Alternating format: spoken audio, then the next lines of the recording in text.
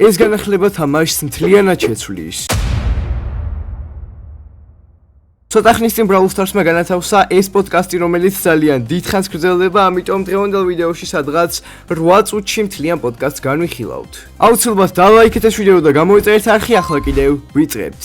ამ პოდკასტში ყველაზე მთავარი თემა იყო თასების სისტემა. დიახ, მეგობრებო, არ მოგესმათ, როგორც იცით, 2 წლის წინ, 2024 წლის ზაფხულში Brawl Stars-ი იყო თავის საუკეთესო პერიოდში, როდესაც SpongeBob-ის ივენთი გამოვიდა, კონკრეტულად მაგ დროზეა საუბარი. ვინც ახალი მოთამაშეები ხართ, შეიძლება ბევრს არ გახსოვდეთ, ძველი თასების სისტემა რანკ 30 და რანკ 35-ები, მაგრამ ძველი Brawl Stars-ის მოთამაშეებისთვის ეს იყო ერთ-ერთი საუკეთესო რამ, რასაც შეგეძლო მიგეღწია თამაშის დროს. 1 წლის წინ კი მთლიანი თასების სისტემა შეცვალეს და ახლა როგორი უაზრო სისტემაც გვაქვს 1000-ს რომ უმარტივესია და 1000-ის ზემოთ ასვლა რომ ძალიან რთულია, ყველამ ძალიან კარგად ვიცით. და სეზონის ბოლოს ყველა ბრაულერი ისევ 1000-ზე ბრუნდება, რაც ძალიან დიდი სისულელეა. ეს განახლება გააკეთეს იმისთვის, რომ casual Brawl Stars-ის მოთამაშეებს უფრო მეტი თასები აეკაჩათ, მაგრამ მათაც აღარ ქონდათ უკვე მუღამი ამ თასების აწევისთვის. მე კიდევ როდესაც ჩემი პირველი რანკ 35 დავდე, მაშინ შეცვალეს მაინც და მაინც თასების სისტემა, როცა ვიწყებდი უკვე რანკ 35 სერიებს. მაგრამ Brawl Stars-ი მიხვდა თავის შეცდომას მაშინვე, როცა ეს აპდეიტი გამოუშვეს და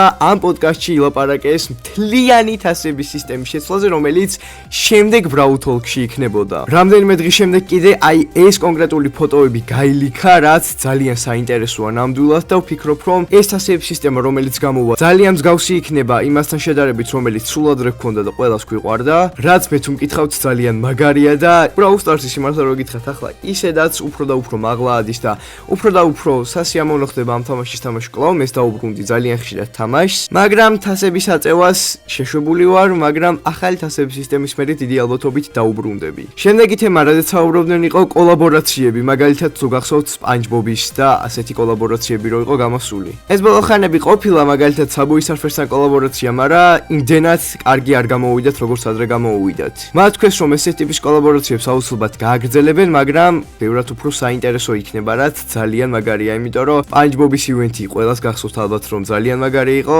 და მანამდე Godzilla-ს ივენთიც ძალიან მაგარი იყო და ანგელოზების და დემონების ივენთიც. მოკლედ რომ თქვათ, ასეთი მეტი ივენთი იქნება ამ წელს და შემდეგი Brawl Talk-იდანაც შეიძლება. ახალი Brawl Talk-ი როდესაც გამოვა დაახლოებით თვის ბოლოსკენ, აუცილებლად ვუყუროთ ერთად, მეგობრებო, გადავთარგმნი და დავდებ ჩემს არხზე და ძალიან მაინტერესებს თასების სისტემა. შემდეგი თემა, რადგან ისაუბრეს, იყო ახალი რამ ბაფიები. როგორც იცით, ბაფიები გამოვიდა თამაში და არავის არ მოეწონა. უმეტესად ეს ბაფიები იმის გამო არ მოეწონათ, რომ ეს 5 ბრაულერი, რომელმაც მიიღეს ბაფიები, იყვნენ ძალიან OP. მაგალითად, ახლა როდესაც ვთამაშობ ხოლმე, ემზის მოკლა თითქმის შეუძლებელია. მოკლედ რომ თქვათ, მათ ისაუბრეს, რომ აუცილებლად უნდათ ბაფიების დაბალანსება და სანამ არ დაბალანსდება, იქამდე ახალ ბაფიებს არ გამოუშვებენ. ნუ რა თქმა უნდა, ამ კონკრეტული ბაფიების დანერხვაც აუცილებლად იქნება. მათ თქვეს, რომ ბაფიები ძალიან კარგი რამ იყო, უბრალოდ სჭირდებოდა მეტი შრომა და უფრო კარგს გახდიდნენ ბაფიებს. და შემდეგი თემა იქნება რეკორდები, რომელიც ადრე იყო მასტერიები. Brawl Stars-ი მიხვდა, რომ ამ რეკორდებს არავინ არ იყენებს და ყველამ ფეხებზე დაიკიდა. ისინი ამბობენ, რომ ამ რეკორდებს უკან არ დააბრუნებენ და ძველ მასტერი სისტემას არ დააბრუნებენ, მაგრამ ძველი მასტერი სისტემის მსგავსად რაღაც ახლის დამატებას აპირებენ, რადგან შეავსონ ეგ ადგილი, რომელიც რეკორდებმა წაიღო. მასტერიები დიდი არაფერი არ ყოფილა არასდროს, მაგრამ ერთი განსაკუთრებული შეგრძნება ის იყო, რომ როდესაც თქვენ საყვარელი ბრაულერით ბევრს ითამაშებდით, გექნებოდათ ტიტული, რომელიც განსაკუთრებული იყო. ასევე მათ ისაუბრეს მეგაპიკზე. როგორც იცით, მეგაპიკიც უკვე შეცვლილი სისტემა არის და ადრე ეს იყო Club League. Club League-ისგან განსხვავებით, მეგაპიკი ბევრად უფრო კარგია, მაგრამ მეგაპიკითაც არ არიან ბოლომდე კმაყოფილები და აპირებენ, რომ მეგაპიგის სისტემაც შეცვალონ და უფრო სასიამოვნო გახდეს თამაში და პრიზებიც უფრო მნიშვნელოვანი იქნება. და ყველასათვის საყვარელი map maker-ი, რომელიც ახლა უკვე მივიწყებულია. ძალიან კარგად მახსოვს, როდესაც map maker-ი გამოვიდა სადღაც 5 წლის წინ, ყველას ძალიან უხაროდა და მაშინ ძალიან ბევრი მინიგეიმი შეიქმნა, როგორც იყო სკინების შეფასება, დამალობანა და ასე შემდეგ. მაგრამ წლების შემდეგ, როცა Brawl Stars-მაც დაიკიდა map maker-ი, მოთამაშეებმაც მიივიწყეს, რადგან დიდად აღარაფერი ახალი აღარ ხდებოდა მანდ. მათ თქვეს, რომ აუცილებლად აპირებენ map maker-ის შეცვლას და ძალიან ბევრი ახალი რამის დამატებას, რაც მე პირადად ძალიან გამიხარდა, რადგან Mapmaker-ზე ადრე ძალიან ბევრი კონტენტი მაქვს გაკეთებული და თუ Mapmaker-ს განავითარებენ, მეც ძალიან ბევრი კონტენტს გავაკეთებ. იდეაში Mapmaker-ის ცვლილება 1 წლის წინ უნდა დაეწყოთ, მაგრამ Brawl Stars-მა რეგრესი როდესაც დაიწყო და მოთამაშეებს კარგავდნენ, ამის დრო ნამდვილად აღარ ჰქონდათ.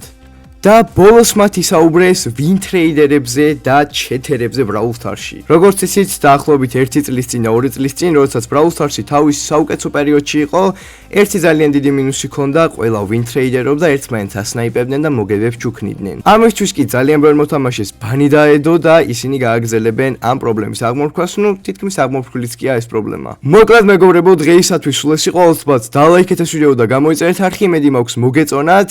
მე პირადად ძალიან მიხარია რომ Brawl Stars-ი მიხვდა თავის შეცდომებს და ცდილობენ რომ გამოასწორონ და ფიქრობ რომ შემდეგი აპდეითიდან უკვე ყველაფერს გამოასწორებენ, რაღაც რაოდენობით მაინც. ჩვენ კიდევ შევხვდებით მომდევნო ვიდეოში ნახვამდის.